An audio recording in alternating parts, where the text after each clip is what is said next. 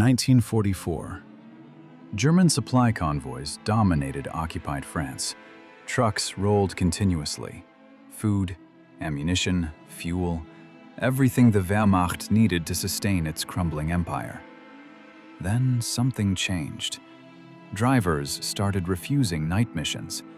Entire convoys sat idle for hours, fuel shipments delayed, ammunition stockpiles dwindling. The vaunted German logistics machine, once the envy of Europe, began collapsing. What terrified these battle-hardened soldiers?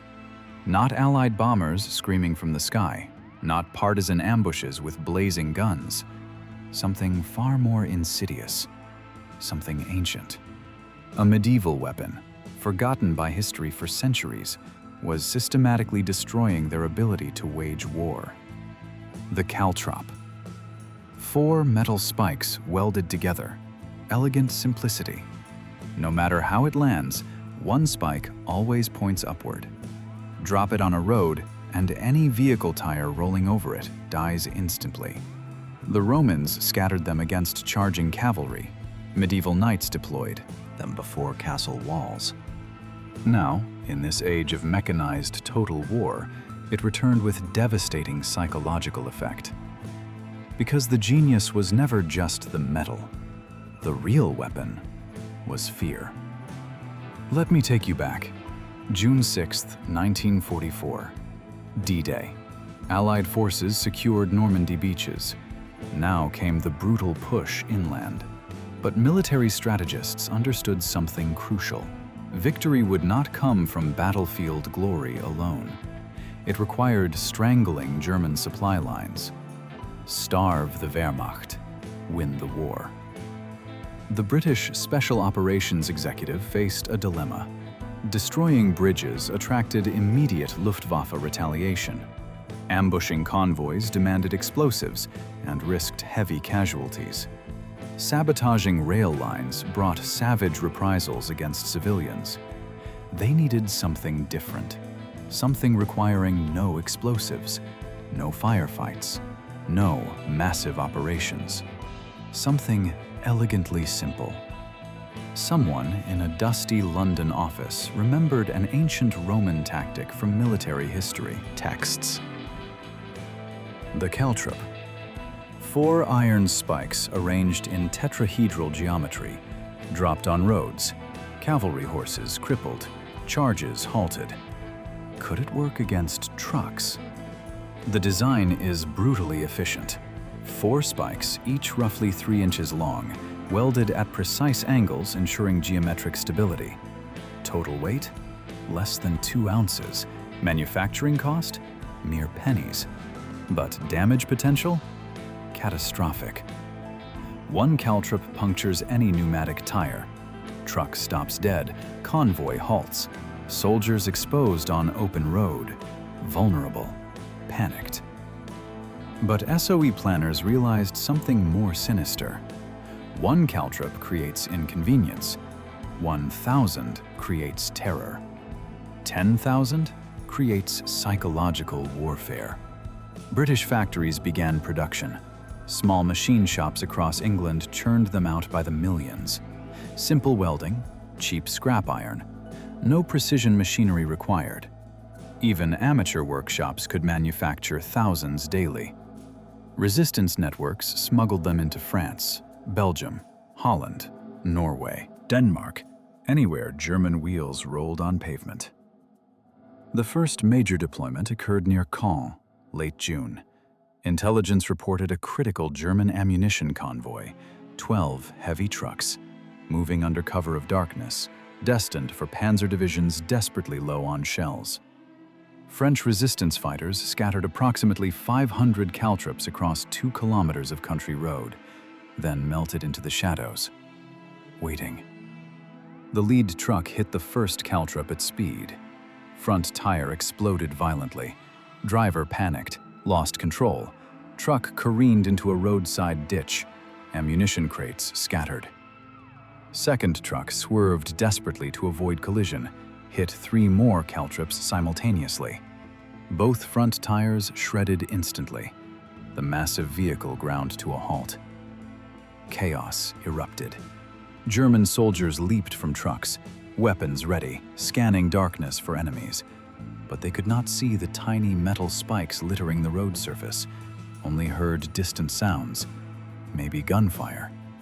Maybe imagination. Partisan activity? Possibly. Probably. Panic spread like wildfire.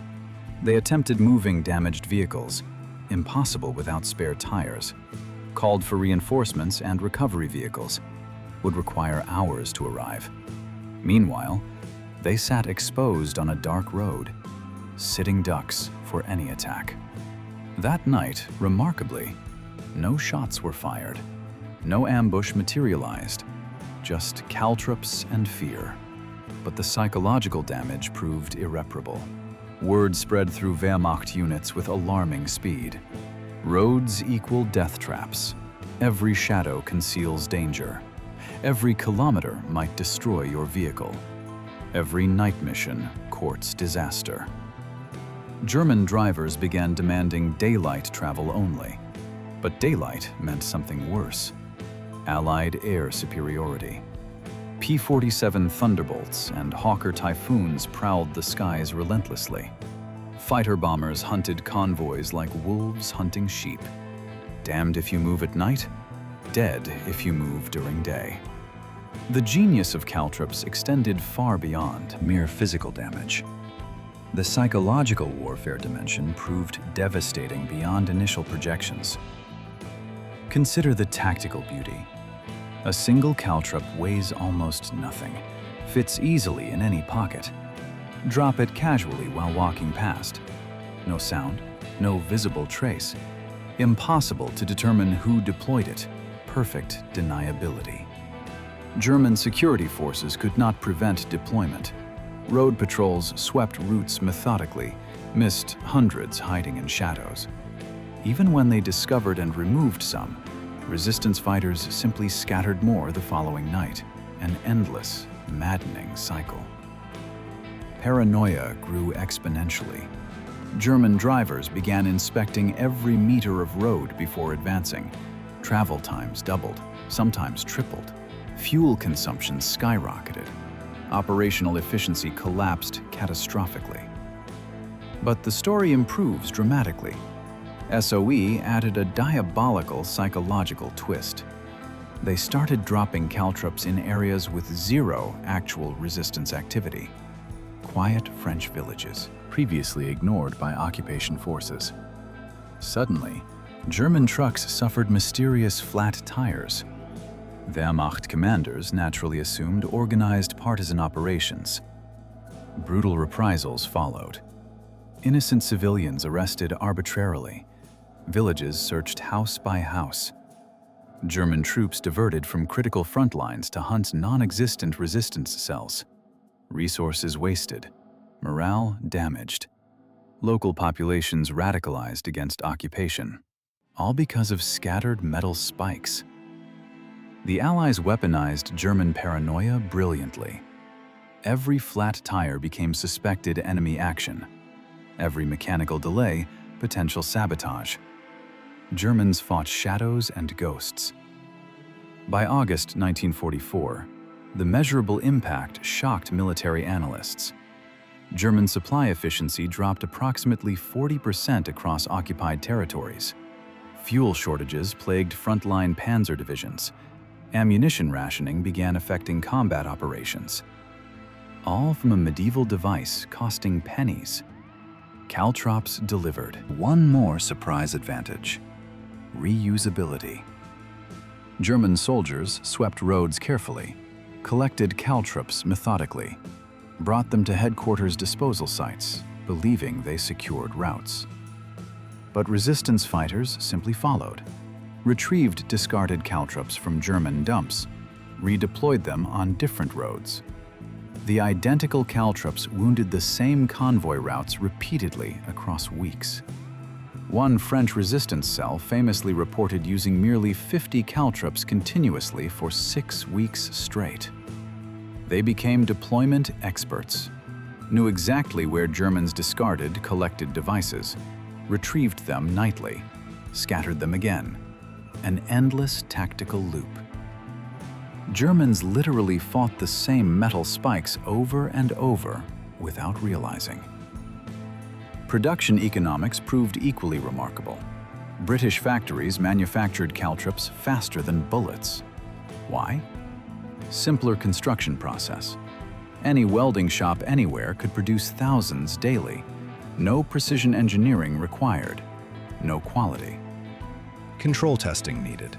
Just weld 4 spikes together at correct angles. Done. Compare manufacturing complexity to producing a single hand grenade. Complex assembly procedures, volatile explosive compounds, strict safety protocols, quality control testing, time-consuming inspections. Caltrops? Scrap iron and basic arc welding equipment. SOE estimated total wartime production exceeded 15 million units. Total cost? Approximately 30,000 pounds.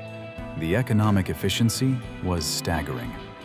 Each individual caltrop potentially disabled a truck carrying supplies worth thousands of pounds. Return on investment? Astronomical. But Germany's true cost remained hidden beneath surface statistics. Not just flat tires, not just delayed convoys. The constant psychological burden, the grinding fear, the pervasive paranoia corroding morale. German soldiers increasingly abandoned disabled trucks rather than waiting hours for repairs. Too dangerous. Better retreat than risk ambush while stranded, vulnerably. Abandoned vehicles created cascading logistical problems. Disabled trucks blocked narrow roads. Other convoys could not pass. Supply chain bottlenecks multiplied. Traffic jams became tactical nightmares. All from tiny, scattered metal spikes. Civilian vehicles suffered equally. French farmers, Belgian merchants, Dutch traders, anyone using roads. Caltrops discriminated against nobody. This created additional economic chaos benefiting Allied strategic goals. Civilians needed German permission for tire repairs. German repair facilities became overwhelmed rapidly. Priority given exclusively to military vehicles. Civilian economy ground toward complete halt, which perversely accelerated Allied victory. Local populations possessed fewer resources for supporting occupation authorities. German requisition programs failed meeting targets. Food shortages spread. Civilian support for resistance increased dramatically. Caltrops strangled occupied territories economically and psychologically simultaneously. German responses proved predictably inadequate. Some divisions attached steel mesh protective plates beneath truck chassis, expensive modifications, added significant weight, reduced payload capacity proportionally, slowed vehicles, increased fuel consumption. Other units employed specialized road clearing teams, soldiers walking ahead of convoys, sweeping methodically for caltrops. Incredibly slow, massively inefficient. Still missed many devices. One supposedly innovative German commander attempted using commandeered civilian vehicles as expendable frontrunners. Let French trucks hit caltrops first. Cruel tactic, briefly effective. Then resistance adapted cleverly, stopped deploying caltrops on routes using civilian shields. Germans relaxed security protocols. Then massive caltrop concentrations devastated main military convoys. Psychological warfare executed masterfully. German High Command issued desperate new operational orders. All convoys must travel in pairs minimum. If one truck disabled, the partner provides immediate assistance. Sounds logical tactically, but pairing halved effective convoy capacity instantly. Now twice as many trips required for identical cargo volumes. Fuel consumption doubled. Driver hours increased exponentially. Mechanical wear on remaining vehicles accelerated dramatically. Caltrops forced Germany to cannibalize its own logistics efficiency systematically. By September 1944, Some Wehrmacht units in France received only 60% of required supply allocations, not primarily from Allied bombing campaigns, not from direct partisan attacks, from flat tires and resulting paranoia. A medieval device was winning a modern industrialized war. Caltrops succeeded where elaborate sabotage operations failed consistently. Destroyed bridges get rebuilt quickly by engineers. Ambushed convoys receive heavier armed escorts, but Caltrops? Impossible to prevent entirely. You cannot guard every meter of every road, cannot search every pocket of every person, cannot monitor every shadow. Deployment methods remained essentially untraceable. Resistance fighters developed increasingly clever techniques. Women concealed caltrops in shopping baskets. Children dropped them while playing innocently near roads. Farmers scattered them while working fields adjacent to highways. Elderly citizens deposited them during evening walks. Germans found themselves surrounded by invisible enemies, armed with tiny metal spikes. One particularly devastating deployment occurred in Belgium.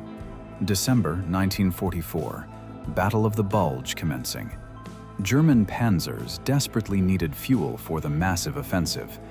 A critical supply convoy departed from rear staging areas, absolute priority mission. Heavy Wehrmacht escort, Luftwaffe air cover specifically requested, despite fuel shortages. Belgian resistance scattered approximately 8,000 caltrops across the primary route under cover of darkness. The convoy encountered them in pitch blackness. 17 trucks disabled within the first brutal hour. Fuel tankers stranded uselessly. Panzers positioned miles forward, running on fumes, were forced halting their offensive operations. Military historians still debate whether those specific caltrops altered the battle's outcome. Some argue convincingly, yes. The critical delay prevented German armored reinforcements from exploiting their initial tactical breakthrough. Others remain skeptical. Regardless, metal spikes definitely impacted a major historical battle. After war's end, captured German logistics officers revealed something fascinating during interrogations. They feared caltrops more intensely than Allied bombing raids. Why this counterintuitive admission? Bombing raids were predictable events. Air raid sirens provided advance warning. Underground shelters offered reasonable protection. Raids happened, then ended definitively. Life resumed afterward. Caltrops never ended. Ever-present threat. Every road, every journey, every single moment held potential disaster. The relentless psychological wear proved absolutely crushing over months. One captured German truck driver maintained a meticulous personal diary documenting every flat tire incident his unit experienced. Over 3 months, he recorded 47 separate caltrop-related incidents. His diary entry stated, and I quote directly, "We are not fighting enemy soldiers anymore. We are fighting the roads themselves." Chilling testimony. That epitomizes the power of ingenious simplicity. Modern military forces worldwide still employ caltrops. Updated designs, certainly. Hardened alloy steel. Some versions feature adhesive coatings for enhanced tire penetration. Collapsible variants exist for easier transport, but fundamental principles remain absolutely unchanged after 2,000 years. Because sometimes, ancient solutions remain optimal. The Caltrop story teaches profound lessons about warfare's true nature. Technological sophistication does not guarantee superiority. A medieval device costing pennies, deployed by untrained civilians, systematically crippled the most technologically advanced military machine of its era. The Wehrmacht possessed jet fighters, V-2 rockets, Tiger tanks, advanced submarines, but could not defeat 4 welded metal spikes. That reveals asymmetric warfare's essential beauty. The weak need not match the strong in technology. They must identify the strong's critical vulnerability, exploit it relentlessly. For German logistics, that vulnerability was pneumatic rubber tires. Simple, obvious in hindsight, devastating in systematic execution. So next time you see something dismissed as primitive or outdated, remember the humble caltrop. Remember how a Roman cavalry weapon helped win World War II. Remember that human ingenuity transcends technological complexity. And remember that sometimes the most effective weapon is not the one that kills enemy soldiers, it is the one that terrifies them, the one that makes them question every road, every shadow, every moment, the one that lives inside their minds long after the metal stops cutting tires.